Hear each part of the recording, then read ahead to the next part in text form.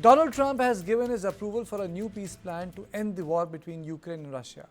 Inspired by Donald Trump's 20-point Gaza peace plan, this peace proposal is still subject to negotiation among key stakeholders.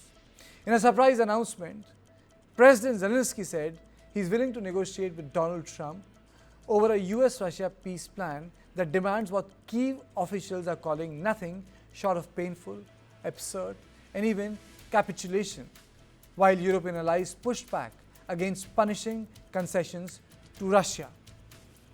The draft is available, and US is threatening Ukraine and building pressure on them, saying that they will cut intel and weapons both. A plan drawn up without Ukraine or Europe, echoing almost word for word Vladimir Putin's earliest wartime demands. Tonight, we break down the plan, the backlash, the global stakes, and why Kyiv says its very existence as an independent nation is on the line. Let's take you straight to Kyiv, where Zelenskyy, under immense domestic and battlefield pressure, publicly confirmed receiving the 28-point draft, a plan that asks Ukraine to surrender Crimea, surrender the Donbass, freeze the war lines in south, cap its military, abandon NATO for good, and accept a future where no foreign troop can ever set foot on soil. In return, US security guarantees, fighter jets in Poland, and the release of $100 billion in frozen Russian assets to rebuild Ukraine. Zelenskyy says Ukraine will do nothing to disrupt diplomacy, and that he will engage with Trump constructively, and that Kyiv will avoid rash statements. This tone is, in a very marked way, different from Ukraine's top officials who blasted the document as absurd, a provocation, a plan for end of the Ukrainian independence. One Ukrainian commander said bluntly, it means capitulation for Ukraine, for Europe, and for America. This 28-point settlement plan that echoes long-held Russian demands was delivered by US Army Secretary Dan Drysdale, a key Trump ally, personally to Zelenskyy, and American diplomats say Trump wants a deal in the shortest possible period. And it is for this reason there is tremendous pressure on Ukraine. But let's break down what this draft, crafted reportedly by Kirill Dmitriev, a close Putin ally, and Trump's envoy Steve Witkoff, actually says. Cede Crimea, cede the entire Donbass, freeze lines in Kherson, Zaporizhia, where Russia currently occupies, limit Ukraine's army to 6 lakhs, a massive reduction, no NATO membership ever, absolutely no foreign troops in Ukraine, ruling out peacekeepers, Russian sanctions gradually lifted, Russia reintegrated into global markets, $100 billion in frozen Russian assets used to rebuild Ukraine. The White House says it's a good plan for both sides, but the European leaders say that the plan demands nothing from Russia except time and legitimacy, and that there can be no peace, not without us, not without Ukraine. Britain supports this peace effort, but insists only Ukrainians decide their future. Now, Zelenskyy is facing the pressure amid the largest political scandal of his presidency. His former business partner and 2 ministers are accused in a bribery case, multiple lawmakers calling for the ouster of his powerful chief of staff, Andriy Yermak. And this, say, the Western diplomats, is what the Russians are seeing. One even said, Dmitriev has spun this plan at the time when Zelenskyy is weak. Meanwhile, in the backdrop, Russia has escalated missile strikes. 25 civilians, including children, were killed in Ternopil this week. So tonight, here's where things stand. A US-Russia design deal, a Ukraine caught between diplomacy and survival, a Europe demanding a seat at the table, and a Kremlin watching the political chaos in Kyiv with a familiar smile. Zelenskyy says he will talk to Trump in the coming days, but the question the world is asking tonight is simple. Is this a peace plan or a pressure campaign? And can a country at war negotiate from a position of weakness? On this, I'm joined by Ambassador Meera Shankar, former Indian ambassador to USA, Julia Krill, Executive Director, BNK Agency, live from Austria, and Fred Weyer, Senior Journalist from Russia. Let me straight away go to Julia Krill. Is this acceptable? Will it be acceptable to Ukrainians? Well, this plan looks like it was clearly drafted by Moscow, not by Trump. And this plan outlines everything that Russia ever wanted in Ukraine. It takes Crimea, Donetsk, Luhansk. It takes more territory that it came after in 2022. It makes sure that Ukraine will not be a part of NATO ever. It makes sure that Ukraine won't have any foreign troops, any peacekeeping missions, and it makes sure that Ukraine is basically loses. So, according to this plan, it is everything that Russia wanted from day one. So it does not look like it was drafted in the Washington. It looks like it was drafted in Moscow and was sent to Washington. And I do have a feeling that maybe Washington doesn't want this plan to come forward. That's why they made it public, because there is a lot of pushback. There is pushback from Europe. There will be pushback from Ukraine. And it is true that for Ukraine, it is the worst conditions ever, also because it doesn't clearly say what kind of security guarantees will be there. It only says that US will be paid for some kind of guarantees. But what kind of guarantees are we talking about? We don't know. Considering that Ukrainian army will be limited to only 600,000 troops, it is nothing compared to the threats that Russia presents. And then the question is, what will help us make sure that Russia doesn't invade a year later when it reinforces its armed forces, when it unites again? What makes us believe that Putin will not attack again? Because Russia gets all its money back, it gets its access back to the world economy, and what does Ukraine have? Okay, let me take you through a couple of other pointers in the drafts. Ambassador Shankar, for example, it says that the Ukraine fires a missile at Moscow or St. Petersburg, the security guarantees will be considered null and void. It also says that if Russia invades Ukraine, the guarantees will be null and void. My question to you, madam, is Ukraine had guarantees when it gave up the nuclear weapons. Those guarantees were not respected. So do you think that this plan will be entertained by the European partners of Ukraine, or Ukraine does not have a choice in this matter? It will be settled by two powerful people? Well, for the moment, there's a pushback from Europe on the US 28-point plan. And Russia has said that they have really not received details of the plan from Trump, and they've had no further discussions other than informal ones after Putin's summit with Trump in Alaska.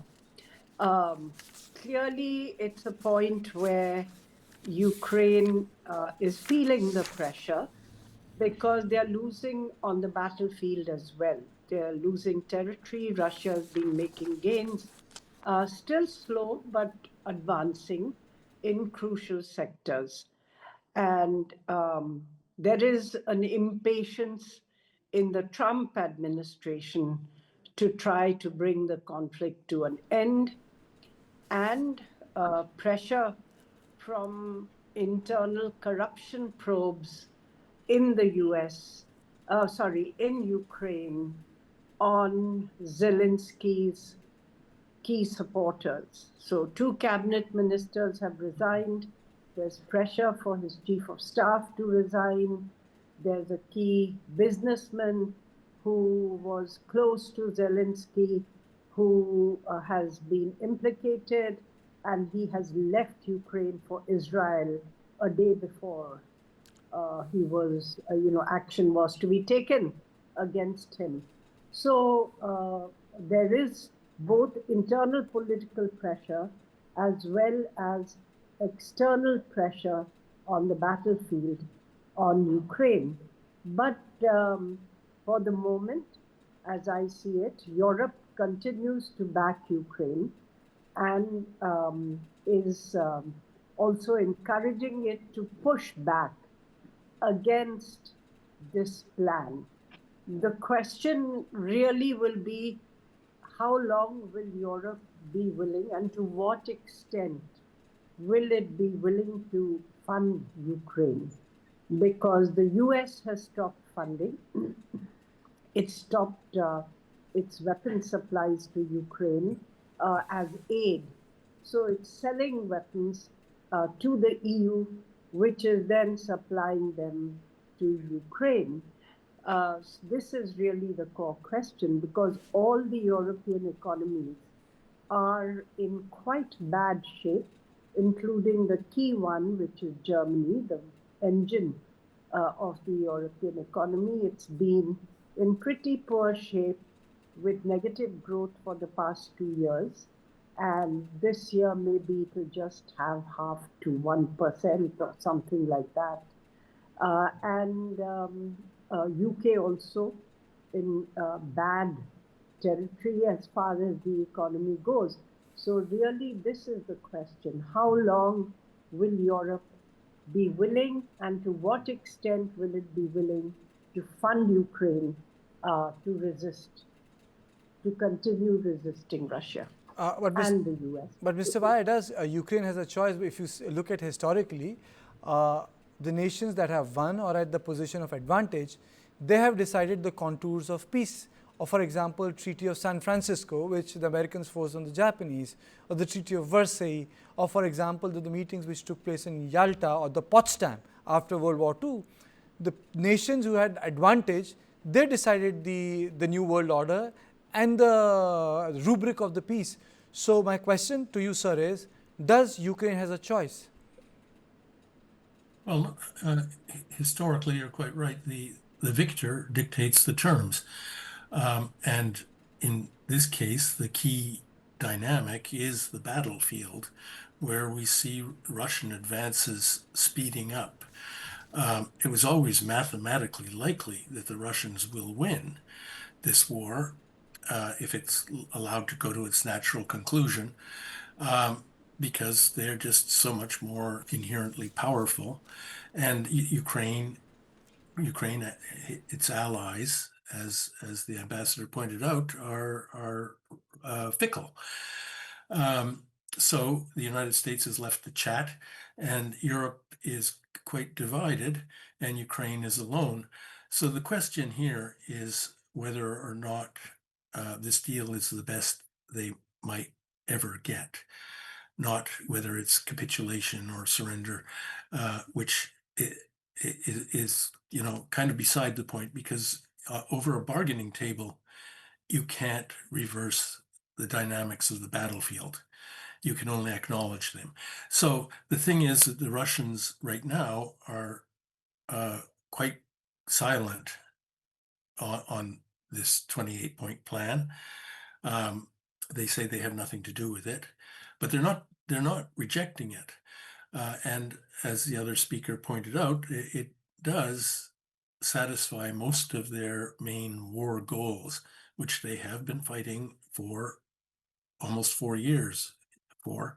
So I think that the Kremlin is waiting to see whether Trump can sell this deal to Zelenskyy and make him accept it. And if he does, at that point, the ball will be in the Kremlin's court, and we'll see. But I think there's a strong likelihood that they will accept it. Okay, let me play out a bite of Zelenskyy on this peace treaty, and then I'll go to Julia. Зараз один з найважчих моментів нашої історії. Зараз тиск на Україну один з найважчих. Зараз Україна може опинитися перед дуже складним вибором. Або втрата гідності, або ризик втрати ключового партнера. Або складні 28 пунктів, або вкрай важка зима. Найважча та подальші ризики. Julia, this is not the first time that the land has been ceded. If I take a specific example of the winter wars which the Russians fought with the Finland, if my memory serves me right, I think the 9% of the land was ceded to the Russians. The treaty that was mediated, I don't know whether it was France or other nation, but there was a swapping of the land. Do you think that this arrangement may come into force with Ukraine, keeping in mind that the leverage is lacking and the Americans are pressurizing, and the recent news which we have on the wires is that they are threatening to not only cut intelligence but also weapons supply? Well, here I mean, the part of the land that, to be honest, might be ceded, Crimea, Donetsk, Luhansk, maybe it can be a buffer zone, sort of North Korea, South Korea style, demilitarized zone. But regarding the other points in the plan, that's what also feels like capitulation, which are not least important. In terms of NATO membership, in terms of security guarantees, in terms of really protecting Ukraine-Russia border by international actors such as United States and European countries, in order to ensure that the same, should there be a ceasefire, the same thing doesn't happen. And it is understandable from the US administration that they want to emphasize on their success in Gaza. But also, as the peace deal was made in Gaza, there were several parties involved in making sure there is certain security guarantee. Right now, Europe is not part of the discussion. It's not part of the negotiation. And European countries need to be involved because also other European countries, especially specifically in the Baltics, in the Eastern Europe, who are facing the same existential threat from Russia. And it is only a matter of time until Russia will start exercising Article 5 of NATO with invading other European countries. So Europe feels this existential need to be a part of the discussion. So I would not be fully settled on Ukraine accepting these conditions right away until European countries have joined the table of negotiation. And I believe that it's not the final peace plan. Ambassador Shankar, why is there so much of push by Donald Trump? Do you think it's a legacy issue, you know, the way he's pushing for his deal, the way he's threatening Ukraine? Yes, it is. He sees himself as a peacemaker and, someone who's bringing about an end to conflicts. And this is one of the conflicts he had highlighted during his campaign, saying, I'll bring an end to the war in Ukraine within 24 hours. And many, many months have gone by. So now I think there's growing impatience within the Trump administration to push ahead with a peace deal. The other is perhaps a recognition that, Russia is making gains on the battlefield and that Ukraine may not be able to reverse the tide, no matter how much assistance they are provided. So cut your losses and, push for a peace deal. Certainly in the US, there's no stomach for providing any more funds to Ukraine, because this was a key promise that Trump made to MAGA. And that clearly has been ruled out. But Trump has also, shifted position, if I may say, 2 or 3 times. Yes. When he meets Putin, his position is something. When he meets the King Charles in the UK and the UK establishment, his position shifts a bit, and so on. So whether this is his final position also, we don't really know. Absolutely. And my closing comment from Mr. Vaya. Sir, do you think that there was a miscalculation on part of the Europe and America? They thought that they perhaps will turn Ukraine into another Afghanistan, bleed out the Russians, and that has not happened? Well, yeah, they underestimated Russia. I've lived in Russia for almost 40 years, and I wrote at the beginning of this war that Russian resilience, based on historical reading, is always at its peak in wartime. And that has happened. They've not only resisted sanctions, the economy is not booming, but it's not failing either. I live in the consumer economy, and it's going along just fine. They also just the Russian society's inclination to consolidate behind their political leadership in wartime. So yes, the idea that Russia could be forced into a strategic defeat, that terms could be read to Russia, was wrong from the start, and the miscalculation was there. You can look back 3 years or so to the euphoria people had about maybe Putin will be overthrown, maybe Russia will break up like the Soviet Union did. Well, that's not happening, and it's not going to. So Russia's here, it's stronger than ever, and it has to be dealt with. Now I Yes. hear the voices that say you can't talk to them there, you can't trust them, and all that.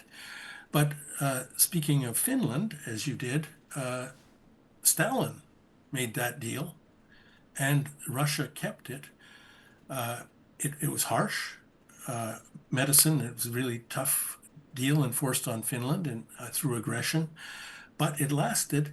And every time I go to Finland, which is very often, I look around at how happy and prosperous that place is, and I think, well, it really worked out well for the Finns. So it's quite possible that a neutral Ukraine, as long as it can have its doors and windows open to East and West, can prosper too. I think this war is a terrible tragedy. It was, of course, the result of Russian aggression, Russian strategic paranoia, but they're determined, they are winning, and they are going to win. So time to cut a deal if that's at all possible. Thank you. I've really run short of time. Thank you, Oliver, for joining me on this conversation. Thank you, Julia. Thank you, Ambassador Shankar. Thank you, Mr. Vai, for joining me.